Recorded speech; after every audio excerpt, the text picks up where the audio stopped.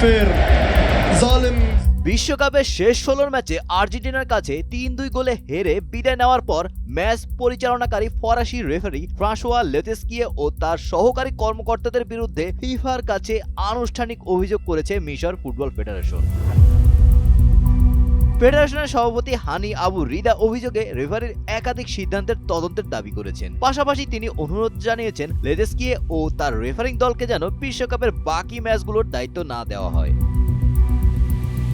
ম্যাচে মিশর ২-০ গোলে ব্যবধানে এগিয়ে থাকলেও শেষ পর্যন্ত লিওনেল মেসির পারফরম্যান্সে আর্জেন্টিনা ৩-২ ব্যবধানে জয় তুলে নেয়। তবে ম্যাচ জুড়ে বিতর্কের জন্ম দেয় দুটি সিদ্ধান্ত: মিশরের একটি গোল বাতিল করা এবং আর্জেন্টিনার তৃতীয় গোলের আগে সম্ভাব্য পেনাল্টির আবেদন নাকচ করা।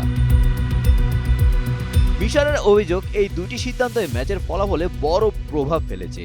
গোল বাতিল হওয়ায় ফরওয়ার্ড জিকো ম্যাচ শেষে ক্ষোভ প্রকাশ করে বলেন, রেফারি ভালো ছিল না, তিনি আমাদের প্রতি অন্যায় করেছেন। ম্যাচের শুরু থেকেই তিনি আমাদের বিপক্ষে ছিলেন, তিনি চাননি আমরা জিতি, এটি সাজানো ম্যাচ ছিল।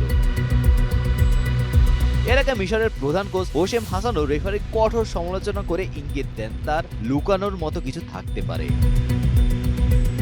Golam Rabbani, Times today.